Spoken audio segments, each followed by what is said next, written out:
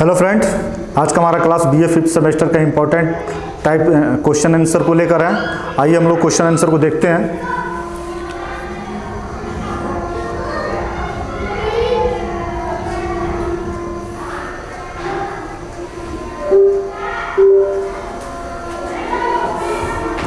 Swiss कैंटनों का लक्षण नहीं है। स्विस कैंटनों का लक्षण नहीं है। क्या नहीं है?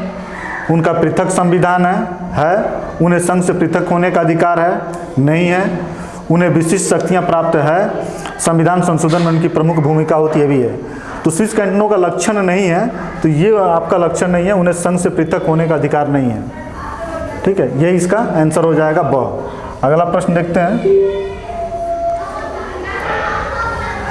अमेरिका और स्विस संघ किस दृष्टि से भिन्नता रखते हैं? अमेरिकी संघीय व्यवस्था और स्विस संघीय व्यवस्था में क्या भिन्नता है उसको देखते हैं। घटक इकाइयों की पृथक संविधान है, कठोर संविधान दोनों की है।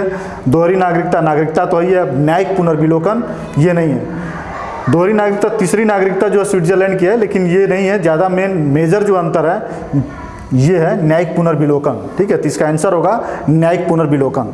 अगला प्रश्न देखते हैं हम लोग। स्विस संघीय संसद की प्रतिनिधि सभा का सदस्यों की संख्या। प्रतिनिधि सभा और सीनेट संघीय जो स्विट्जरलैंड की संसद है वह उन संसद के जो दो सदन है, एक प्रतिनिधि सदन है और दूसरा सीनेट है। तो प्रतिनिधि सदन में सदस्यों की संख्या कुल कितनी है? तो कुल 200 है। ठीक है, 200 है, इसको याद रखना है, बिल्कुल तथ्यात्मक है। स्विस प्रतिनिधि सभा का कार्यकाल कितना है? तो प्रतिनिधि सभा का कार्यकाल वहां जो है मात्र 4 वर्ष है। ठीक है, 4 वर्ष जो है प्रतिनिधि सभा का कार्यकाल है। अगला,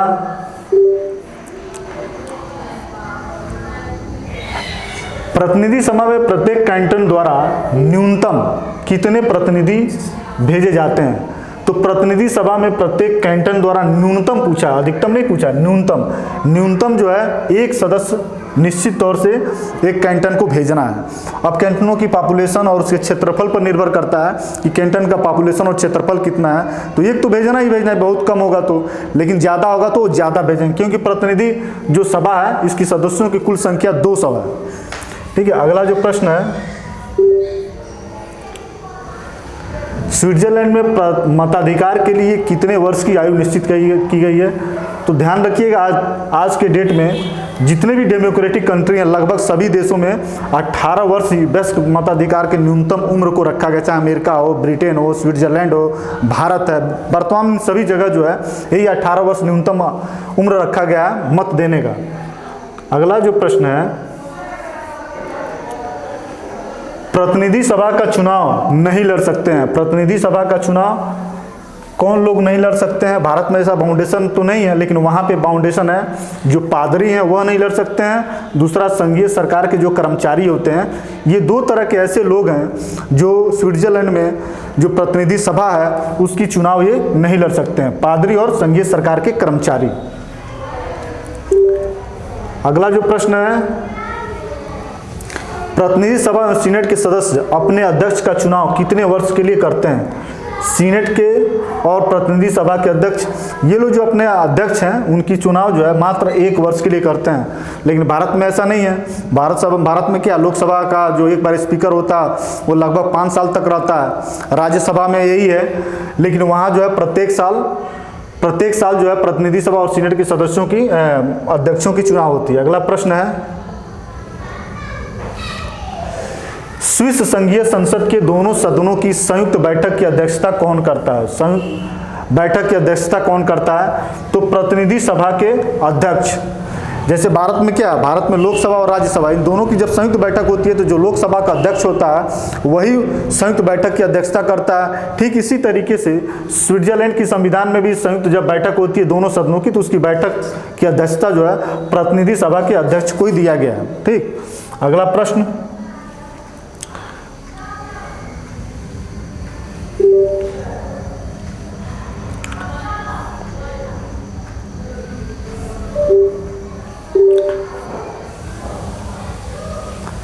संघीय सरकार को किस विषय पर नियम निर्धारण का अधिकार प्राप्त है? संघीय सरकार को नियम बनाने का अधिकार, राजनीतिक अधिकारों के प्रयोग के संदर्भ में इसमें भी दिया है, संवैधानिक अधिकारों पर प्रतिबंध के संबंध में इसमें भी है, व्यापक व्यक्तियों के अधिकार और दायित्वों के संबंध में भी इस पे भी है। तो इसका उत्तर होगा उपयुक्त सभी। ठीक है, अगला प्रश्न,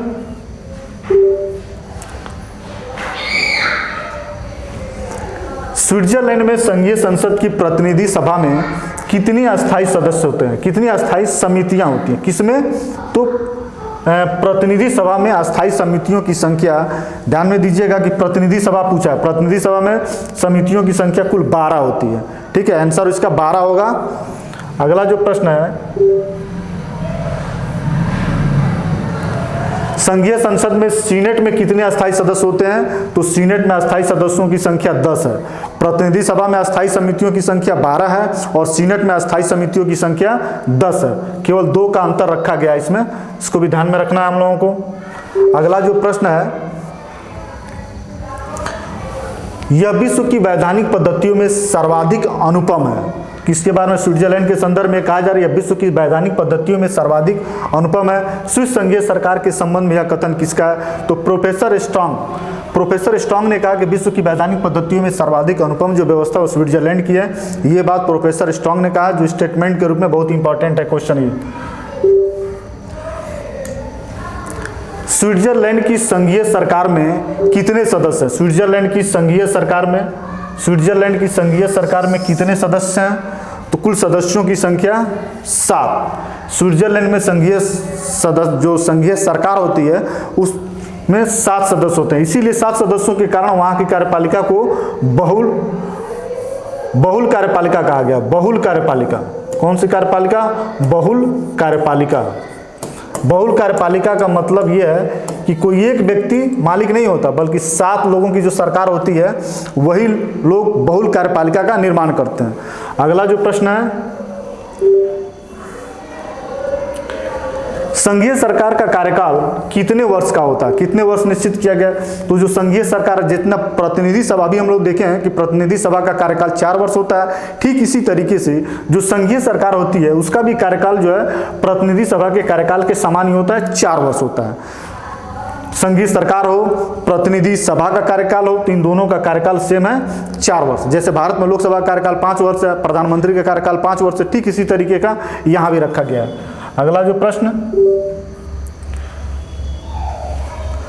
संघीय सरकार के अध्यक्ष और उपाध्यक्ष, संघीय सरकार के अध्यक्ष और उपाध्यक्ष कितने वर्ष के लिए चुने जाते हैं?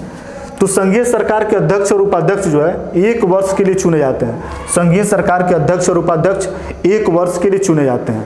ठीक, बिल्कुल तथ्य वाला प्रश्न है। अगला जो प्रश्न है, स्विस संघीय सरकार के अध्यक्ष को क्या कहा जाता है? जो संघ की सरकार होती है, बहुल कार्यपालिका होती है, 7 सदस्यों वाली जो कार्यपालिका होती है, जो उसके अध्यक्ष होते हैं उस अध्यक्ष का नाम दिया गया है राष्ट्रपति। ठीक है, और एक पूछ दे कि स्विट्जरलैंड में राष्ट्रपति का कार्यकाल कितने समय का होता है? तो 1 वर्ष का होता है। जो 7 सदस्यों की बहुल कार्यपालिका होती है उन्हीं में से किसी को अध्यक्ष बनाया जाता है 1 साल के लिए। वह अध्यक्ष 1 साल के लिए रहता है, राष्ट्रपति के रूप में रहता है। जैसे ही 1 साल समाप्त हो जाता है फिर उसी 7 सदस्यों में से दूसरे व्यक्ति को अध्यक्ष बनाया जाता है, फिर वह अध्यक्ष राष्ट्रपति के रूप में काम करता है।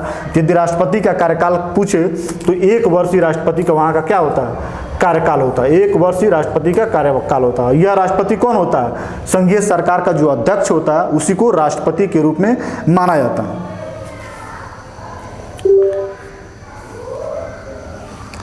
स्विट्जरलैंड के समस्त प्रशासनिक कार्यों को कितने विभागों में बांटा गया है? तो स्विट्जरलैंड के समस्त प्रशासनिक कार्यों को कुल 7 भागों में बांटा गया है। इसको ध्यान में रखना, याद करके रखना। केवल याद करने से ही मतलब इसको समझने का मतलब जरूरत नहीं है।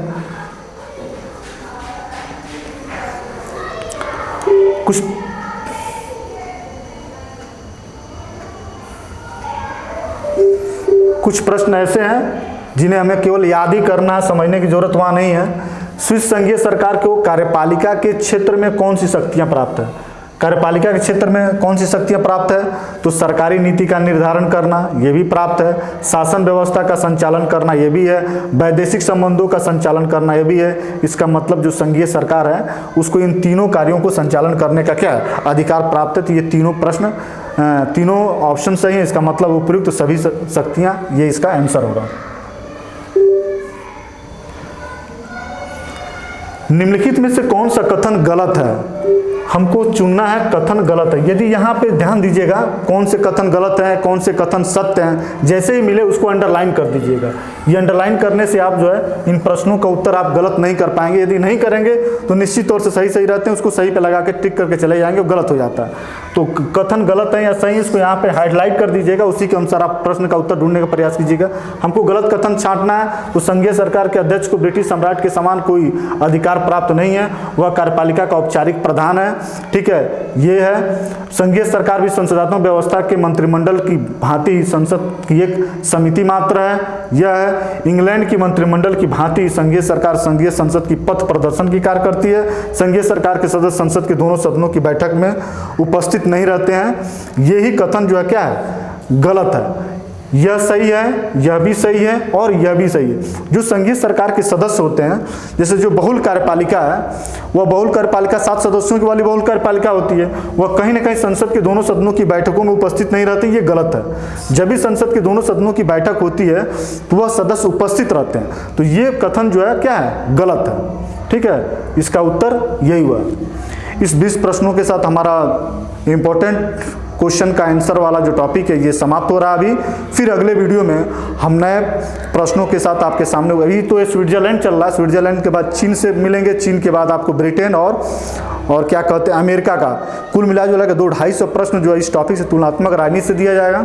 इसके बाद से आपको पब्लिक एडमिनिस्ट्रेशन के बहुत सारे क्वेश्चन दिए जाएंगे और मेरा विश्वास है कि निश्चित तौर से इस इम्पॉर्टेंट क्वेश्चन से आपको मिलेंगे, इसमें कोई दो राय नहीं है। धन्यवाद।